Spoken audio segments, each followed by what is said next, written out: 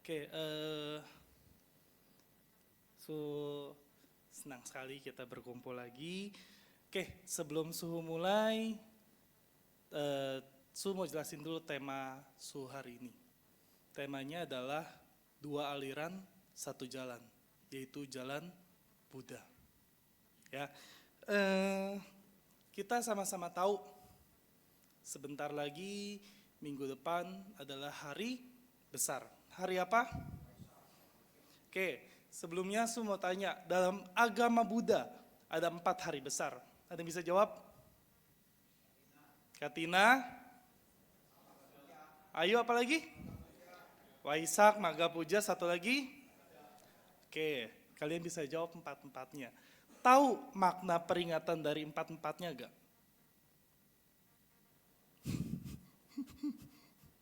Oke, yang paling dekat dulu, Waisak.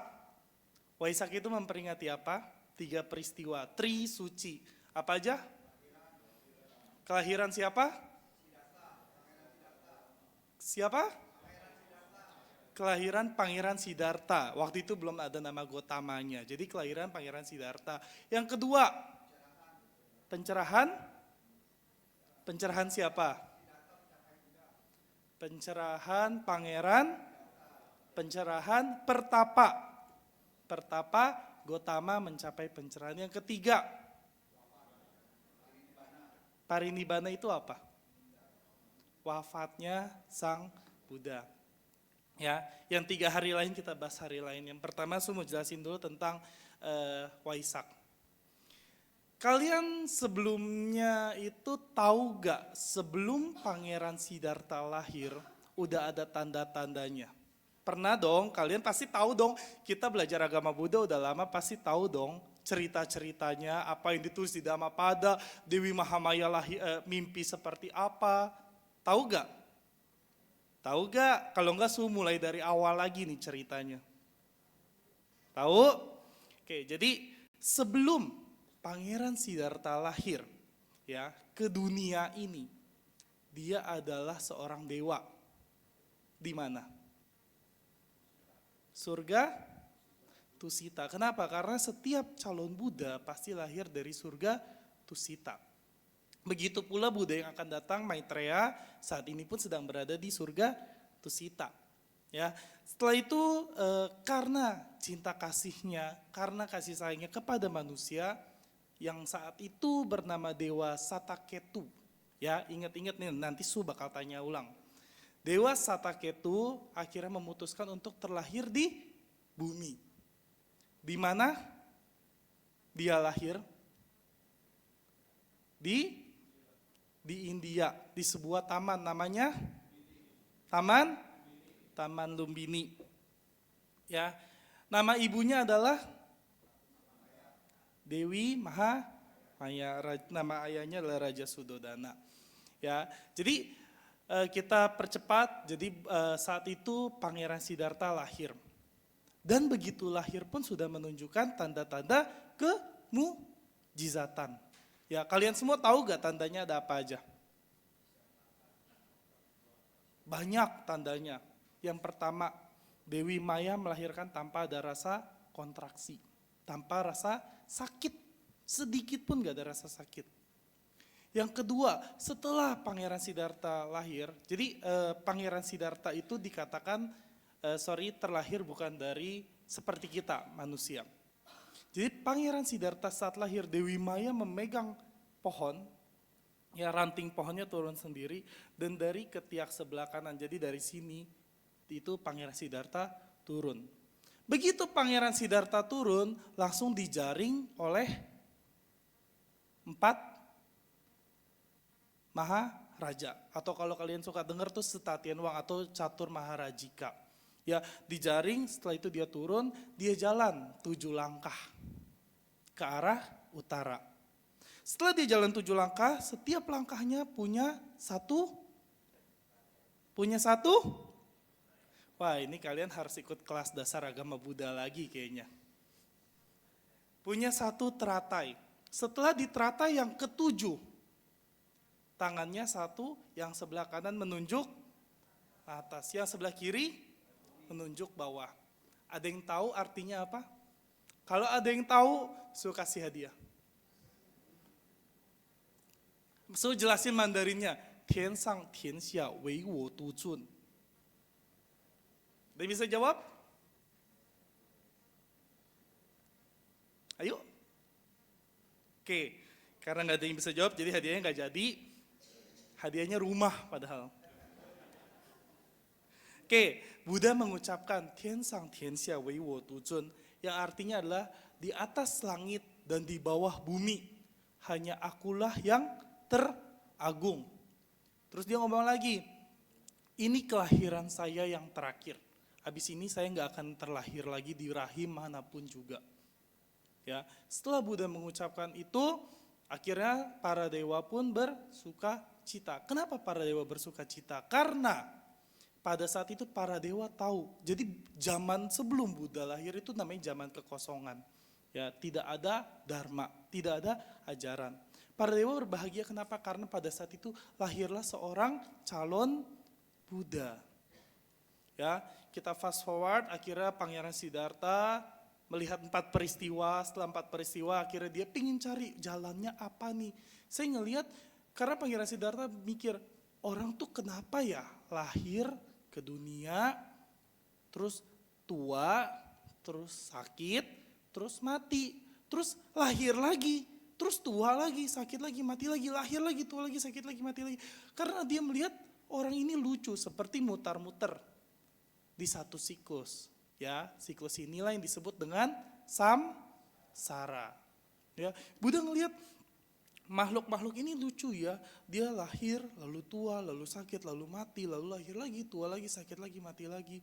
Maka itu Pangeran Siddhartha bertekad, oh saya harus cari obat untuk menghentikan ini semua.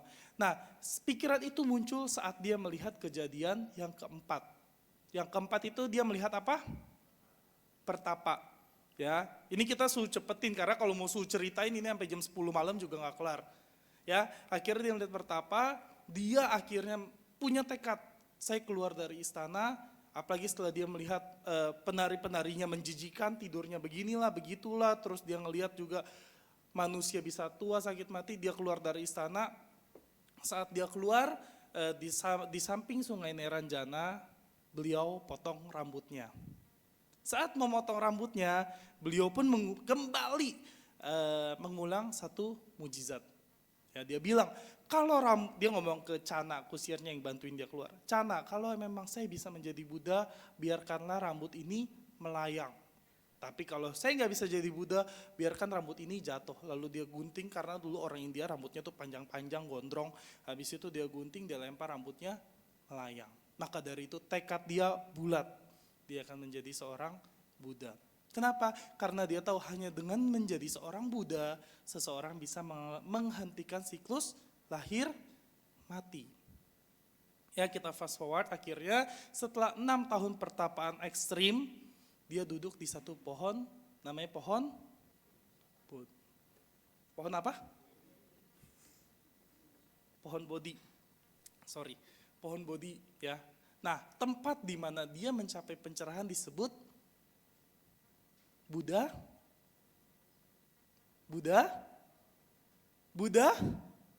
apa? Buddha Gaya ya, saat ini menjadi Buddha Gaya di India. Ya, di situ masih ada wiharanya namanya Mahawihara Bodhi di Buddha Gaya. Ya. Jadi Buddha mencapai pencerahan.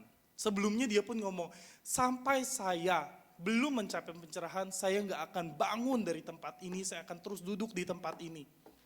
Akhirnya pada malam jaga pertama, dia merealisasikan kebudaan. Apa yang dia realisasikan? Ada yang bisa jawab nggak? Kita selalu ngomong seorang Buddha merealisasikan, apa yang dia realisasikan? Ayo ada yang bisa jawab apa yang Buddha lihat sampai dia akhirnya, oh saya pencerahan.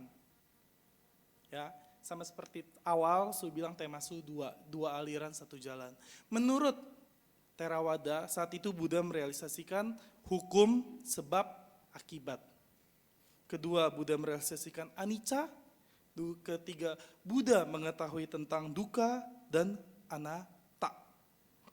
Ya, yang artinya semua yang melekat, semua yang muncul akan hilang. Ya, contoh, Su kasih satu contoh yang gampang deh. Agama Buddha itu agama yang paling logis. Ya, kita mau gimana pun, mau kamu bukan agama Buddha pun, hukum karma itu tetap ada. Ya, gini, kalau kamu menabur kebaikan pasti akan dibalas kebaikan. Kalau kamu menabur kejahatan pasti akan dibalas kejahatan. Ini nggak cuma di agama Buddha, ya, tapi Buddha kita ngajarin kayak begini. Paham? Paham? Hukum karma itu nggak cuma di agama Buddha, tapi di agama Buddha diajarkan hukum karma. Ya, nggak mungkin kamu nanam mangga keluarnya salak. Gak mungkin kamu nanam salak, keluarnya mangga. Itu hukum karma. Dan tanaman itu gak ada agama, tapi pasti itu terjadi. Nah, itulah contoh hukum karma. Nah, akhirnya Buddha mengetahui tentang semua yang melekat, semua yang muncul pasti akan hilang. Ya, semua yang berkondisi pasti berubah. Contoh, mungkin sekarang kita happy, tapi kita nggak tahu 2 jam lagi kita masih happy atau enggak. Contoh, mungkin hari ini kita sedang tersusah-susah, tapi kita nggak tahu besok ternyata kita semua serba berhasil. Ya, ingat, yang berubah itu bukan cuma yang buruk, bahkan yang baik pun bisa berubah. Ya, agama Buddha nggak pernah ada menjanjikan, oh kamu hidupnya akan selamanya baik, oh hidup kamu akan masuk surga, nggak ada. Buddha nggak pernah ngejanjin, kamu pasti masuk surga kalau percaya saya, nggak ada. Tapi Buddha meyakinkan, Buddha ngasih tahu, kalau semuanya bisa berubah dan cuman kamu yang bisa ngegantiin. Cuman kamu yang bisa nentuin. Ya, nggak ada tuh contoh-contoh kita harus percaya, kita harus ini, harus itu, nggak ada. Tapi Buddha bilang semua ditentukan sama kamu sendiri. Terus gunanya Buddha apa? Terus gunanya Buddha apa kalau misalnya kita semua bisa sendiri, terus buat apa ada Buddha? Gunanya seorang Buddha, gunanya Buddha membabarkan Dharma itu untuk memberitahu kita yang baik dan yang buruk. Kalau tanpa Buddha mungkin kita tahu gak tentang hukum karma. Kalau tanpa Buddha mungkin kita tahu gak, oh anicca, mungkin kita bisa sadar gak, oh ini anicca, oh ini karma. Kalau Buddha gak pernah ngomong itu, apa kita bisa sadar? Ya, oke, kita lanjut. Jadi pada saat itu Buddha merealisasikan 4 dalam Theravada. Dalam Mahayana pun juga ada versinya. Jadi pada waktu Buddha mencapai pencerahan sempurna, di saat itu juga Buddha merealisasikan tentang sunyata.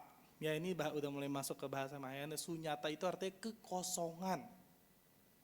Ya, mungkin contohnya mungkin hari ini kita sama-sama berkumpul di sini, tapi besok di jam yang sama, apakah ruangan ini akan seramai ini? Enggak. Mungkin tahun ini ada wihara ini, tapi apa mungkin 2000 tahun lagi bangunan ini masih ada? Enggak. Mungkin hari ini kalian masih bisa lihat suhu. Ya, tapi apa setahun depan, apa 100, 200 tahun lagi kalian masih bisa lihat suhu, masih bisa ketemu gini? Enggak. Itulah yang disebut dengan anicca, itu yang disebut dengan kekosongan. Semuanya akan kembali pada kekosongan. Dunia ini triliunan tahun lalu pun juga enggak ada. Sekarang ada, tapi kita nggak tahu triliunan tahun berikutnya apakah bumi ini masih begini, masih sama. Ya. Terus yang kedua, kira Buddha menyatakan praticca samuppada, hukum sebab akibat yang saling bergantungan. Ya, ini sama seperti yang tadi. Dan ketiga, Buddha mengatakan tidak ada aku yang tetap. Oke, Suhu ngerasa kalian udah ngerti ya 3 konsep. Anicca udah paham belum artinya apa? Anicca apa? Anicca apa? Anicca tidak kekal. Dukkha apa? Penderitaan. Anatta apa?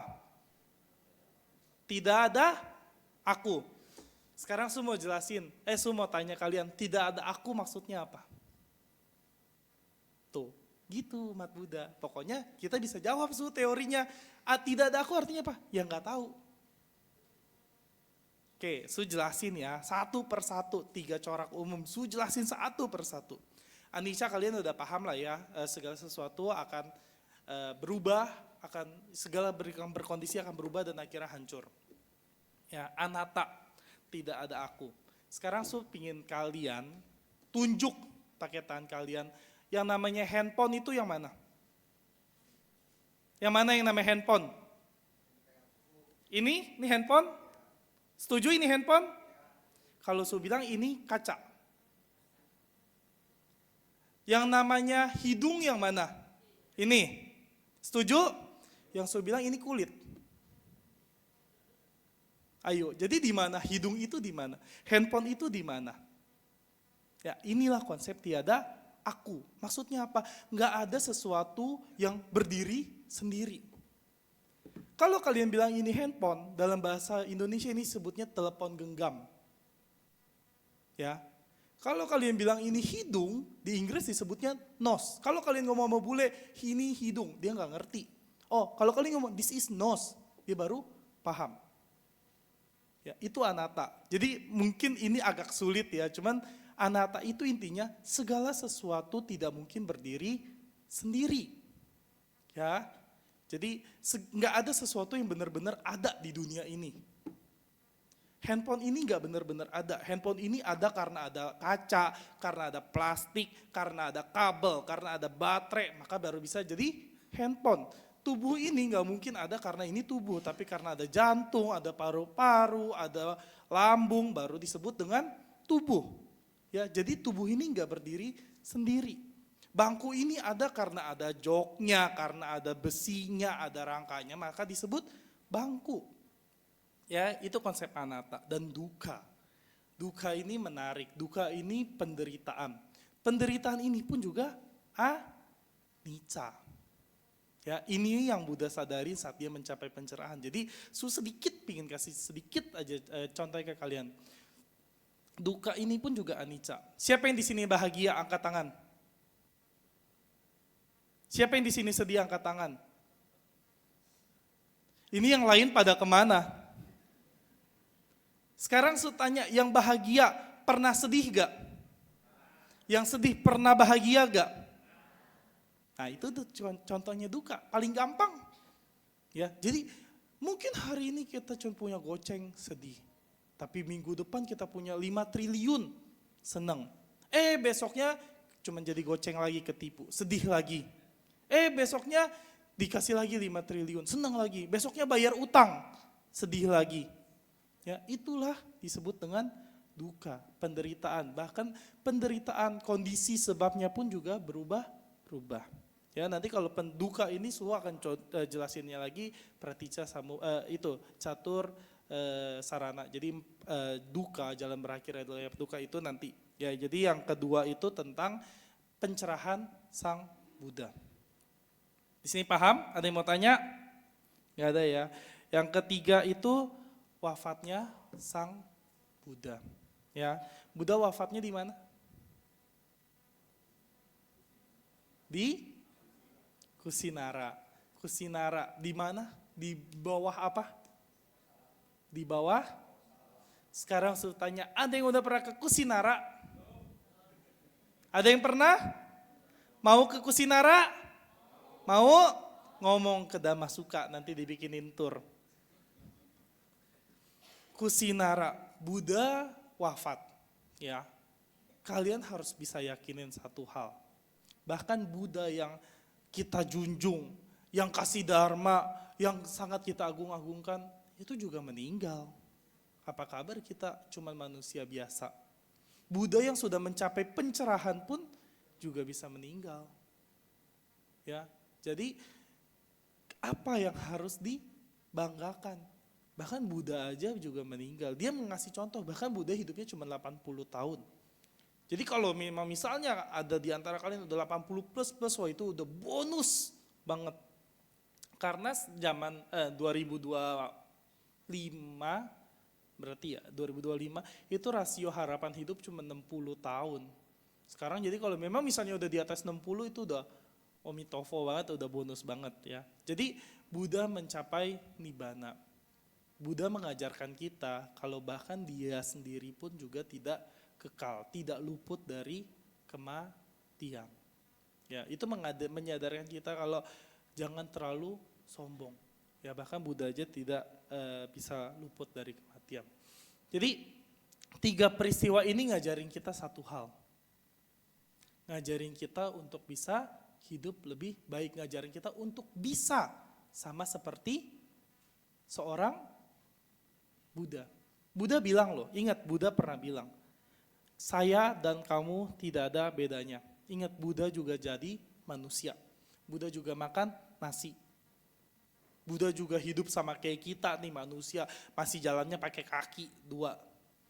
Ya, tapi kenapa Buddha bisa mencapai pencerahan sedangkan kita belum? Ya, ini refleksi diri ya, mau ngajak kalian refleksi diri. Karena kita masih tertutup oleh 3 kilesa, yaitu loba, dosa, dan moha. Itu mungkin bahasa Palinya ya. Bahasa Indonesianya loba itu apa?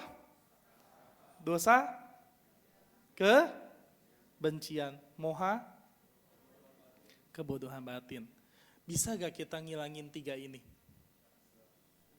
Paling gampang, ngomong dulu deh. Ini ngomong yang gampang aja, keserakahan.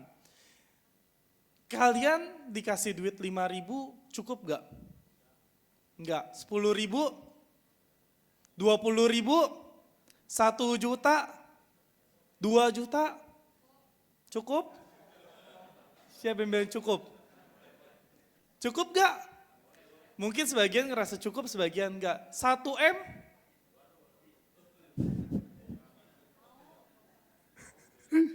Enak kan kalau mimpi? Ya, jadi seperti itulah keserakahan. Ya, kayak intinya gini, kita ngelihat orang yang hidupnya lebih baik, yang hidupnya lebih tinggi, muncul hati, gue juga pengen kayak gitu, kenapa gue gak bisa kayak gitu, kenapa dia bisa kayak gitu. Itu termasuk keserakahan. Ya, kebencian itu kalau kita sirik, iri melihat orang lebih baik. Selama ini kita cuma diajarin, jangan berbuat jahat, perbanyak berbuat baik. Tapi kita gak pernah diajarin berbahagia atas kebaikan orang lain. Malah kita lebih gampang sedih lihat orang seneng, seneng lihat orang sedih. Itu bukan Su yang jawab loh, kalian yang jawab sendiri, ada yang jawab. Bisa gak kita seneng lihat orang seneng? Bisa gak kita lihat musuh kita bahagia, kita ikutan bahagia? Susah ya? Dia sama gue juga bagusan gue, kenapa dia bagus gue enggak? Ya. Tapi kita senang lihat orang susah, apalagi musuh kita, tuh kan mampus. Dalam hati. Ya. Jadi kita harus belajar, jangan cuma susah lihat orang senang dan senang lihat orang susah, kita harus senang kalau lihat orang senang. Ya, kasih 1 contoh deh paling gampang. Kak Waisak dan Kak Tina, kalian berdana ke Biku Sangha, ada rasa senang gak di hati? Ya, atau kalian ngelihat orang berdana, kalian seneng gak? Nah itulah caranya paling gampang. Ya, kalau kita ngelihat orang bahagia, kita pun pasti bahagia. Kalau kita lihat orang sedih, kita berempati. Jadi bukan artinya kita harus ikut-ikutan sedih. Kita merasakan kesedihannya, kita tahu dia bahwa dia sedih. Bukan malah ngebanding-bandingin, udah dia sedih, lu mah cuma segini doang, gua dong begini-gini-gini. Malah adu nasib. Ya, jadi jangan sampai kayak gitu.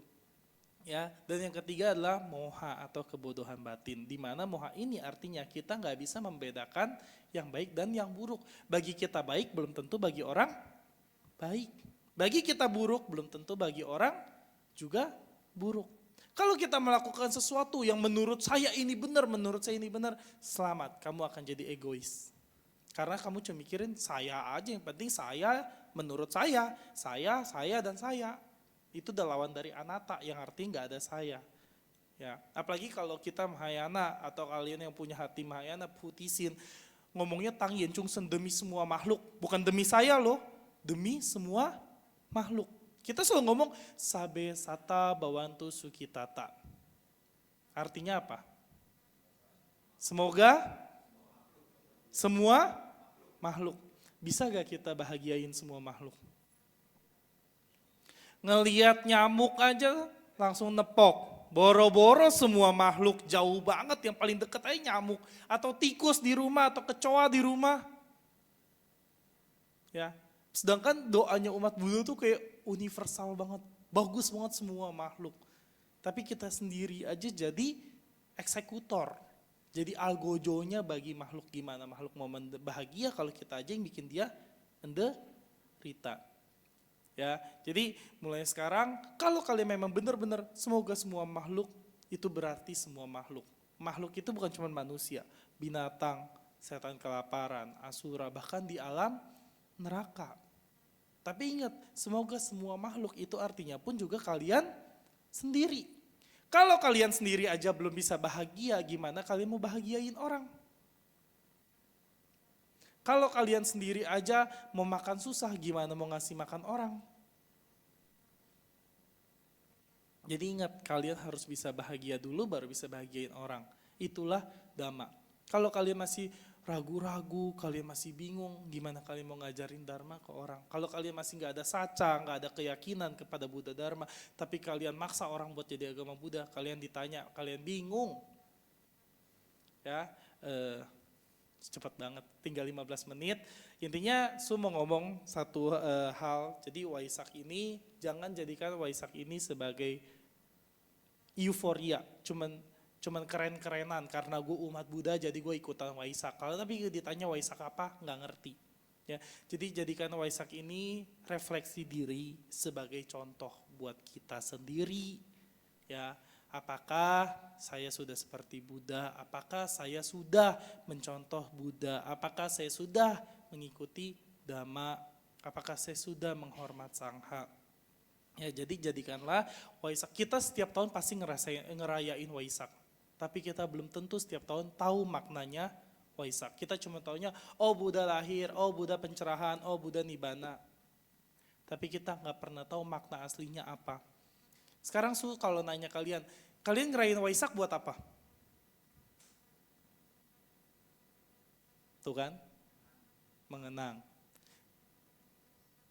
Kalian ngerayain Waisak buat apa?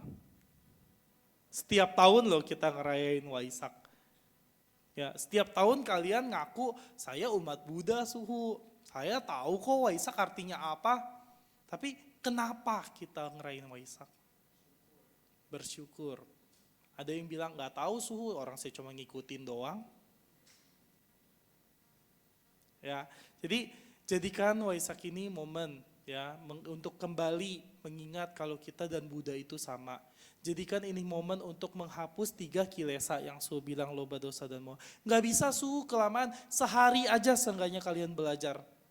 Sehari aja saat kalian bangun melek, oh semoga semua makhluk itu berbahagia. Sehari aja saat kalian keluar rumah, semoga semua makhluk itu berbahagia. Sehari aja saat kalian ngelihat orang susah, ikut ngerasain hatinya susah. Sehari aja ngelihat orang senang, bahagia sama orang senang. Sehari aja kalian ngelihat rupang Buddha, kalian ingat sama Dhamma. Ya, itulah momen Waisak. Jadi sisa 15 menit tadi Su dikasih tahu sama pengurus katanya 15 menit terakhir itu untuk tanya jawab. Jadi Su mau kasih sesi tanya jawab, nggak harus tentang Waisak tapi tentang agama Buddha secara menyeluruh. Kalau Su bisa jawab pasti Su jawab. Ada yang mau tanya? Krik, krik, krik. Ada yang mau tanya? Kalian ini lagi 2 arah, bukan nonton TV. Jadi kalian bisa tanya. Ada yang mau nanya? Kalau nggak ada, Suhu yang akan tanya. Ada yang mau tanya? Silakan angkat tangan. Su minum dulu. Maaf Su, saya potong ya. Ya, demikianlah Dhammadesana dari Suhu, kita memberikan sesi tanya jawab untuk Bapak Ibu bisa disampaikan secara langsung atau melalui WA di 081199210098. Sekali lagi 081199210098. Mungkin sambil menunggu yang mau tanya sama yang WA, kita akan menyanyikan satu buah lagu dulu ya Suhu ya. Oke. Kepada petugas persilakan.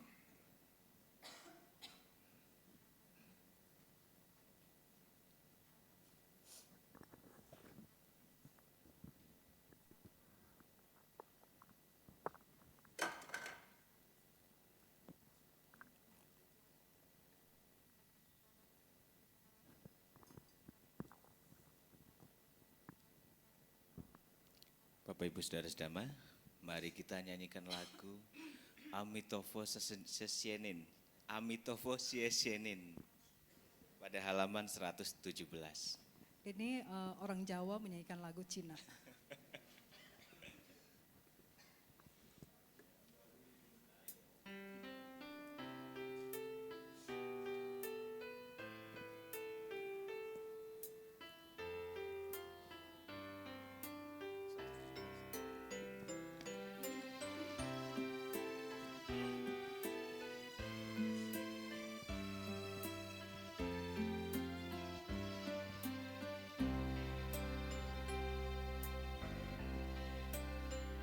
Amitofo Sesienin, ke chúng sinh tơ chính tu, rằng chúng sinh tơ chế tổ. 阿弥陀佛，谢谢您给众生的希望，让众生不彷徨。 Cảm ơn ý vô, yên ý sinh chú ý sinh hướng yang phổ và chớ theo lưu ý, chớ hoàng trên chi. 感恩您，我愿意献出一生普度众生，生生世世走下去。阿弥陀佛，阿弥陀佛，我会生生世世追随您。阿弥陀佛，阿弥陀佛，我会不断念下去。阿弥陀佛，谢谢你给众生的净土，让众生得解脱。 阿弥陀佛，谢谢您给众生的希望，让众生不彷徨。 感恩你，我愿意就是弘扬佛法，这条路一直往前进。 感恩您，我愿意献出一生普度众生，生生世世走下去。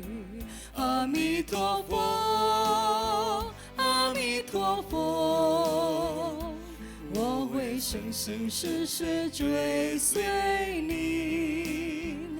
阿弥陀佛，阿弥陀佛，我会不断念下去。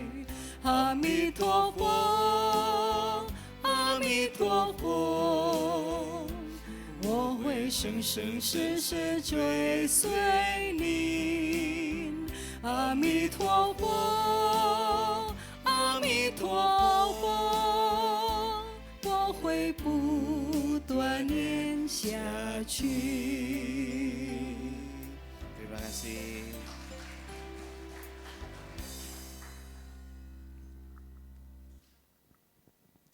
Baik, kita akan mulai sesi tanya jawab. Mohon maaf, saya sedang batuk. Untuk Bapak Ibu yang ingin bertanya secara langsung, boleh langsung unjuk tangan. Oke, silakan. Boleh maju, Cindy. Ya,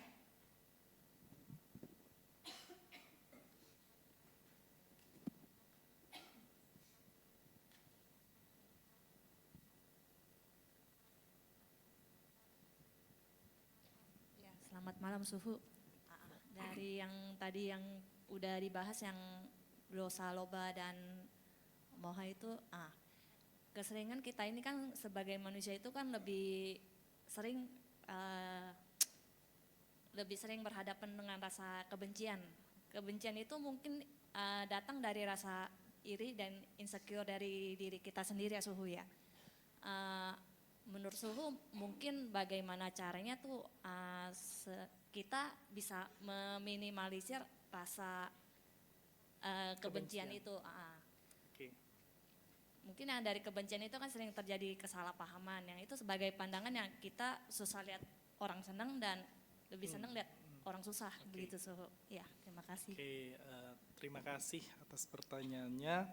Jadi tadi Suci bilang zaman sekarang itu gampang banget ada ujaran kebencian. Nah, dari kebencian ini dia berkembang. Jadi ya saya nggak senang lihat dia senang, saya juga saya senang kalau lihat dia susah. Oke, jawab dari cara Buddhis dulu. Ya, gimana pun kita ini manusia. Ya, bahkan Suhu, ya bahkan kita para biku pun belum tentu udah luput dari loba dosa dan moha. Kalau kita udah luput dari loba dosa dan moha, kita udah duduknya di atas. Ya, tapi kenapa Suhu yang masih belum suci aja kok ngapain sosokan ceramahin saya?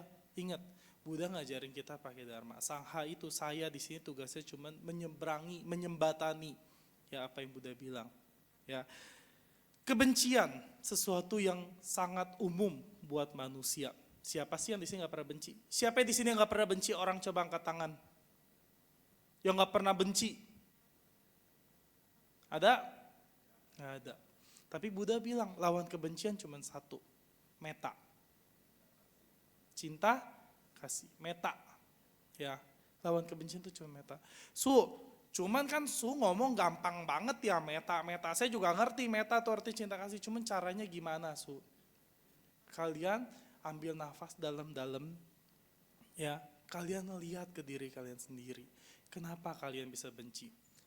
Makanya yang saya tadi bilang, apa sebabnya duka? Apa sebabnya saya benci? Apa sebabnya saya insecure? Apa sebabnya saya ngerasa gak nyaman? Apa sebabnya saya ngerasa gak pantas? Ya, terus ada jalan menuju lenyapnya duka. Gimana saya menghentikan kebencian ini?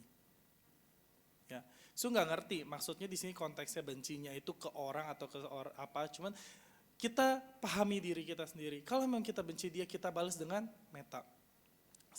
Nggak bisanya juga kita harus balas dengan metta. Nggak bisa kita jangan tunjukin deh seenggaknya. Kalau kamu benci, seenggaknya jangan mencelakakan. Seenggaknya kamu diem. Dari kamu diem, kamu sadarin kamu benci. Begitu kamu bisa sadar kamu benci, kamu maka bisa lenyapin benci itu. Kalau kamu gak bisa sadar kamu benci, itu yang bahaya. Saya gak suka nih sama dia, saya sadar, oh saya gak suka sama dia. Yaudah saya tarik nafas dalam, saya kembangin metta. Semoga dia berbahagia, semoga saya berbahagia, semoga dia berbahagia, semoga saya berbahagia. Diulangin aja terus. Dari pikiran adalah pelopor. Dari pikiran kita mengucapkan dia bahagia, maka perlahan demi perlahan kebencian itu pasti mencair kayak es. Tapi kalau kita ikutin benci, wah saya gak suka nih sama dia. Dari pikiran jadilah ucapan. Saya gak suka nih sama kamu. Dari ucapan jadilah perbuatan. Dijahatin. Lengkap udah. Tapi seenggaknya dengan kita tahu kita benci dia, kita sadar kita benci dia, kita rem, kita kontrol, itu yang bisa nyelamatin, bisa dengan metta. Ya. Insecure, oke kalau saya insecure saya gimana? Bagaimana kita insecure? Tubuh itu enggak semuanya jelek. Kenapa kita hanya fokus ke satu titik yang jelek sedangkan ada 99 titik yang baik? Bahkan pernah dibilang lah sama orang, kok gendut banget sih Iya gendut. Ya cuma bilang, ya gimana artinya Suhu bahagia. Ya kita balas aja dengan yang baik-baik. Ya, jadi benci itu kita sadari, dari kita sadari kita kembangkan metta. Kita bilang dalam hati, semoga kamu berbahagia, semoga saya berbahagia, semoga kamu berbahagia, semoga saya berbahagia. Nggak mungkin benci itu akan bertahan selamanya. Ya, kejawab gak Suci? Ya, ada yang mau tanya lagi?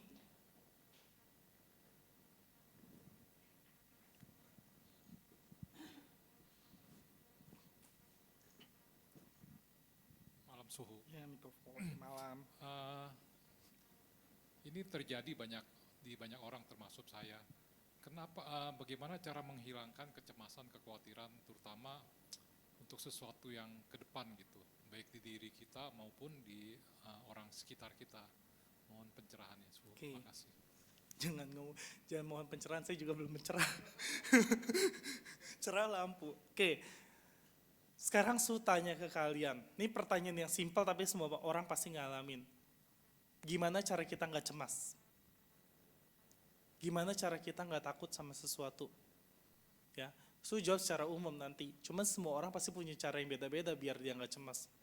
Ada yang bisa jawab? Biasa kalau kalian lagi cemas, kalian ngapain? Ngapain? Ada yang jalan keluarnya makan. Ada lagi? Meditasi, ada yang tidur jalan keluarnya. Ya. Cemas, semua orang pasti bisa kecemasan. Kecemasan itu terjadi karena masalah. Ya, kita panik, kita nggak bisa selesaiin masalah inilah, kita panik akibat dari ini akan seperti apa. Pasti semua orang ada kecemasan. Nggak mungkin orang nggak punya masalah, nggak mungkin orang nggak ada kecemasan, nggak mungkin orang nggak ada di hatinya, wah kalau keinginan saya nggak tercapai itu gimana, nggak mungkin. Cuman gimana cara kita belajar mengendalikan kecemasan itu. Di dalam pepatah, ada kata-kata dalam bahasa Mandarin yang saya suka, itu namanya fangxin. Atau dalam Buddhisnya kita namanya fangxia. Fangxia itu apa? Mengikhlaskan. Bisa gak? Bisa gak? Ada yang bisa jawab bisa? Ada yang bisa? Bisa? Fangxia itu untuk semuanya. Kita selalu diajarkan, oh lepaskanlah, oh lepaskanlah. Bisa gak kalian melepas? Ada yang bisa? Angkat tangan yang bisa. Bisa? Bisa? Yang bisa taruh dompetnya di depan, kita bagi rame-rame. Fangxia, fangxin, ya artinya melepas. Belum tentu semua orang bisa. Ya bahkan kita yang berlatih pun juga belum tentu bisa. Tapi kita harus sadar, ini sebenarnya sama kayak tadi. Semakin kita cemas, semakin kita takut, apakah merubah sesuatu? Enggak, masalah itu tetap ada. Ya, Su cerita sedikit 5 menit. Su pernah punya satu kasus. Ya, ini umat Su sendiri. Oh ya, Su di Wihara Waipulia Sasana di Konghua ada satu umat perempuan, ya, entrepreneur, ya jadi dia punya pabrik lah intinya, kelilit utang. Su, saya gimana nih Su? Dia cemas banget karena udah jatuh tempo pinjaman ke bank lah segala macam. Su juga nggak ngerti karena Su belum pernah punya pabrik, Su nggak ngerti apa-apa. Terus dia ngomong, udahlah Su, saya bunuh diri aja Su, saya tinggalin anak sama suami saya. Su kasih tahu, emang kalau kamu bunuh diri masalahnya selesai. Terus kamu nggak mikirin perasaan suami kamu, anak kamu yang kehilangan mamanya, kamu nggak mikir itu, kamu egois cuma mikirin diri saya sendiri. Bagi kamu mungkin masalah selesai, tapi bagi orang lain masalah itu tetap ada. Ya, jadi intinya akhirnya Su bimbing dia pelan-pelan, ya semua masalah pasti ada jalan keluar, seberat apapun. Ada satu pepatah ngomong, masalah besar dikecilin, masalah kecil dianggap tidak ada. Ya, dan kita harus cara bagi Su, ini kalau Su sendiri pribadi, bagi Su cara untuk menenangkan anxiety atau kecemasan adalah yang pertama Su duduk, Su amati masalahnya apa, satu persatu. Jalan keluarnya di mana? Karena kalau pikiran kita runyam, pasti kita nggak akan bisa cari jalan keluar. Yang ada ini masalah tambah gede. Aduh ini kalau ini gimana? Kalau yang belum tentu mungkin kejadian. Tapi kalau kita bisa duduk tenang, kita amatin. Oh masalahnya ini, jalan keluarnya ini. Kita bisa tahu pelan-pelan jalan keluarnya. Ya. Oh, ya lilin makin besar. Tapi biasa aman sih. Oke, jadi kita kembali lagi. Caranya adalah kita pahami masalahnya, kita duduk, kita tenang, kalau kita pikirannya belum tenang, gimana kita mau cari jalan keluar dari masalahnya? Karena pikiran manusia itu seperti ikan. Kalau Buddha bilang pikiran manusia itu seperti kera, lompat sini, lompat sono. Kalau kita nggak bisa jinakin keranya, kita nggak bisa tenangin pikirannya, gimana kita bisa cari jalan keluarnya? Ya, oke. Ya.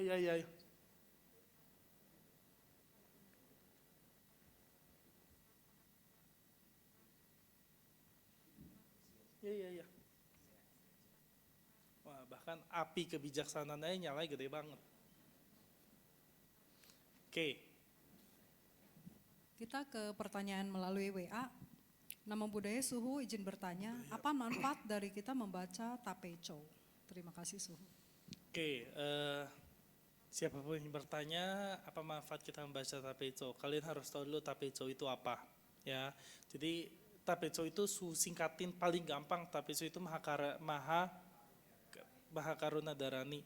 Itu sama seperti Karania Metta Sutta-nya Theravada. Intinya sama tentang cinta kasih. Kalau kalian baca Karania Metta Sutta atau kalau kalian baca Tapecho tapi tanpa hati cinta kasih, hasilnya nggak ada. Ya, jadi gunanya manfaatnya baca Tapecho apa? Namanya aja udah tape. Tape itu artinya Maha Karuna, Maha Cinta Kasih. Chow itu artinya mantra. Tape itu Maha Karuna, Maha Cinta Kasih. Mantra ini asalnya dari Kuan Yin Pusa. Ya, kita tahu Kuan Yin Pusa itu dewi yang sangat welas asih, sangat menolong. Bahkan di belakang Su ada Kuan Yin Pusa yang tangannya 1000. Artinya apa? Kuan Yin Pusa itu menolong orang benar-benar sampai digambarkan 1000 karena dia menolong orang tanpa pamrih, tanpa kenal waktu. Dia akan terus menolong orang karena dia punya cinta kasih. Ya, jadi Tapecho itu mantra cinta kasih. Tapi harus apa? Harus dibarengi dari diri kita sendiri bisa nanami cinta kasih. Kalau kita baca Tapecho tapi dalam hati, oh ini jelek banget nih, ngeselin nih, ini semoga ini dapat yang buruk-buruk, hasilnya 0. Ya, jadi baca Tapecho itu untuk melatih cinta kasih kita, untuk menenangkan batin kita. Kalau batin kita bisa tenang, baru kita bisa konsentrasi, baru bisa cinta kasih. Sama kayak Karania Metta Sutta. Kalian bisa lebih tahu artinya di Karania Metta Sutta. Ya cinta kasih, mengembangkan cinta kasih bagaikan seorang ibu yang melindungi anaknya. Kalian itu seperti seorang ibu dan semua makhluk itu anak kalian.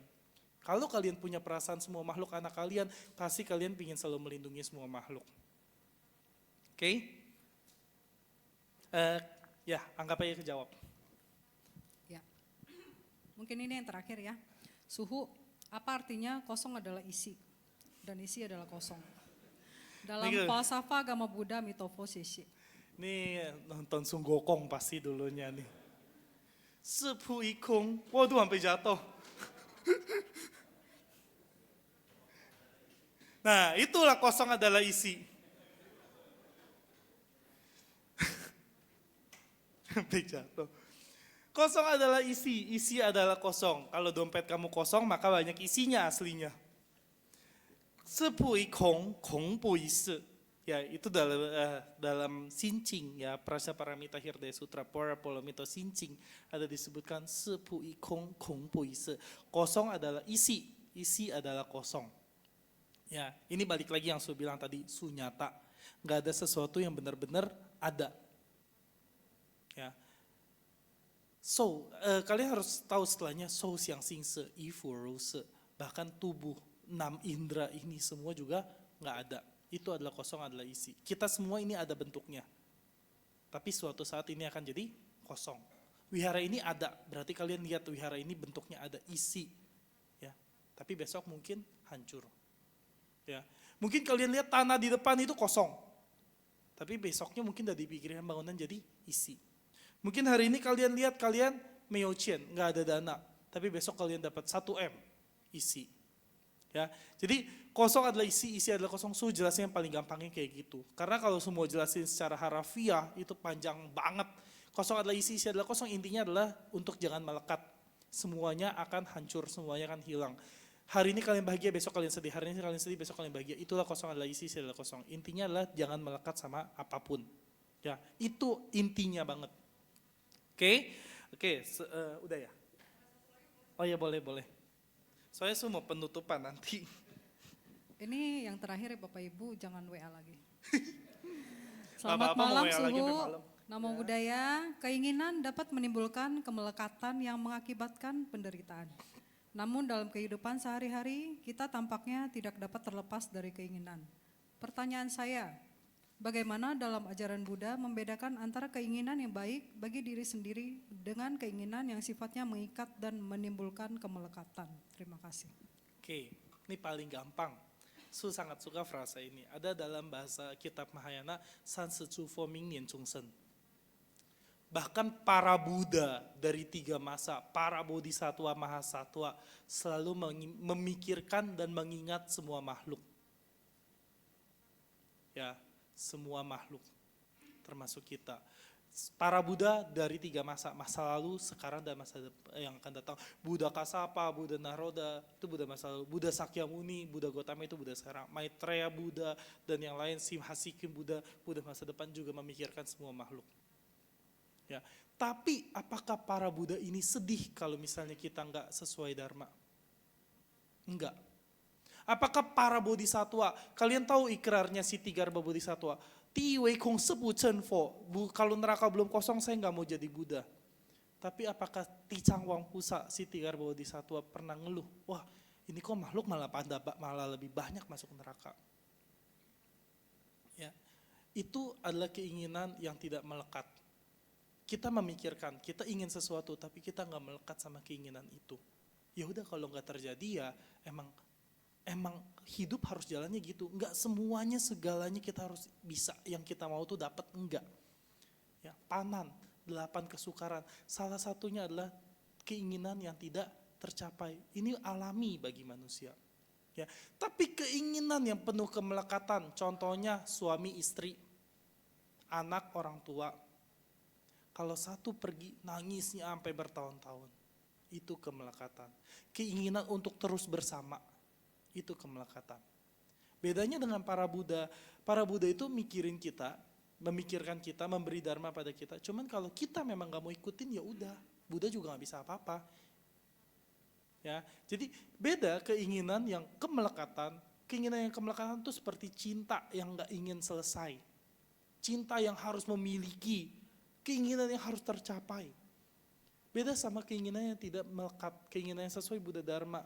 Seperti Buddha yang mikirin kita, seperti kita ngingat Buddha, Buddha ngingat kita. Mungkin agak susah ya, gimana ya jawabnya ya? Terjawab gak ya? Terjawab gak? Kalian ngerti gak yang Su bilang?